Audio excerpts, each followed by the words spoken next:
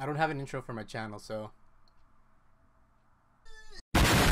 Anyways, if you couldn't already tell by now, I'm doing 5 tablet reviews in 5 minutes, which if you can do basic math, that means I have 1 minute to review each tablet. Now you might be wondering, why the fuck would you review a tablet in 1 minute? Well, if you're like me, who has like the attention span of a goldfish, when I watch review videos, I always skim through most of it and just look for what I need. So basically, what's good about the product, what's bad about it, and how does it perform. And that's basically what I'm doing in this video, except all for Osu. Anyways, I hope you guys enjoyed the video. If you stick around to the end, I'll be showing you guys how to get your hands on one of these. So the first tablet we have is the Veikk S640.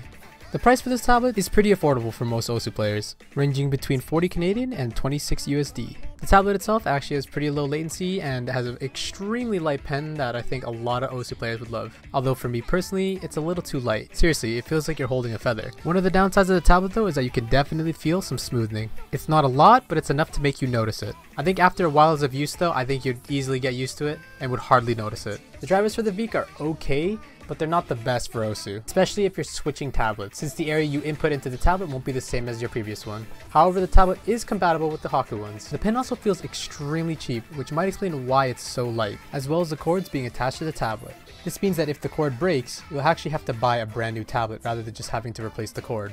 Some last few things about the tablet is that it's very flat, meaning there is no incline whatsoever. It's also pretty small, comes with 8 spare pen nibs, and has a hover height of 10mm. Overall, I think I would give this tablet a solid 7 out of 10. The next tablet we have is the Gaomon S56K. Right away, the first thing you'll notice is that the tablet is flexible. This doesn't really affect Osu gameplay, nor does it really help it. This is one of Gaomon's selling points for the tablet, saying how it being flexible makes it more portable. So I guess I can't really disagree with that, so I kept it as a pro. It's also a pretty cheap tablet, ranging between $37 Canadian and $33 USD. The gameplay also feels really good due to its low latency and is a really nice sized tablet for Osu. However, one of the biggest problems with the Gaomon is the fact that the pen actually has a battery. Because of this, the pen feels significantly heavier than other tablet pens. This can be fixed if you buy the rechargeable HUION one, which is compatible with the Gaomon. However, this will cost an extra $30 Canadian or $20 USD.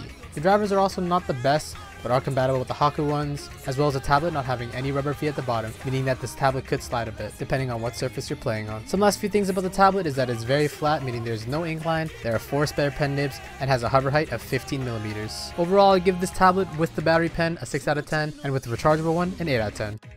Up next, we have the XPPen G60. This tablet's pretty affordable, ranging between $40 Canadian and $30 USD. The tablet has a very low latency and almost little to no software smoothing, making the gameplay feel really smooth. The tablet is also a pretty nice size and nice build quality, as well as the tablet comes with 20 spare pen nibs. So if you're someone who worries about going through their pen nibs quickly, this tablet is definitely for you, because this could actually save you quite a lot of money. There's not really much I could say that's bad about this tablet, other than the fact that the drivers are absolutely terrible.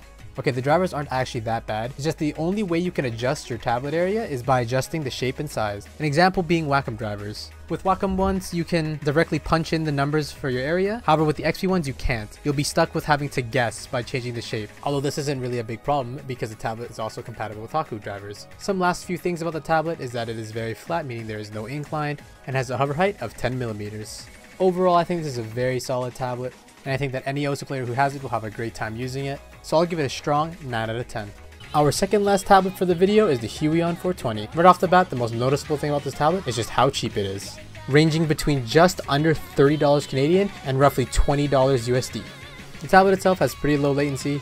However, there is noticeable software smoothing, and compared to the other tablets I tested, this one has the most. However, after a while, I'm sure that you'll eventually get used to it and the gameplay will feel just fine. The pen is also very similar, if not the same as the Gaomon one, meaning that it is pretty heavy and it is quite large. Some last few things about the HUION is that it comes with 4 spare pen nibs. The tablet itself is also raised, but it is completely flat, meaning there is no incline, and it's also pretty small. Overall, there isn't really much I could say that's bad about the tablet, and at the same time there wasn't really much that I could say that was amazing about it. So overall, I think the HUION is a great pick for people that would like to try what a tablet feels like. I mean, you can't really go wrong. At most, the tablet costs about $30 Canadian, and if you live in the United States, it's around $20. So after all of that, I think I would give this tablet a decent 6.5 out of 10. And last but definitely not least, we have the CTH480. Being an OSU player, you've probably heard the name of this tablet or its other version, the CTL480, numerous times, being one of the most sought out tablets for OSU, with good reason as well, with having extremely low latency and with very little to almost no hardware smoothing. Using this tablet makes your cursor movement feel a lot more sharp and precise. A general consensus is that this tablet is probably the best one for OSU, however it is quite difficult to get your hands on one, since they no longer produce these tablets anymore and they only sell refurbished ones, and depending on where you live, those might not be available as well. And one last thing, because of the scarcity of the tablet, the cost of it does vary quite a lot. With the support of numerous people that also own the tablet, overall I think this is probably one of the best tablets you can get for OSU. I can safely say I could give this a 9.5 out of 10. The only reason why I didn't give it a 10 out of 10 is because it is just so hard to find here in Canada and in certain other parts of the world, and kind of a pain in the ass to get. However, there is one service that offers a solution to this, and it's Bai. Thanks to Bai for providing me almost all the tablets that were used in this video. I had managed to get one myself on Amazon Japan through the service of Bai.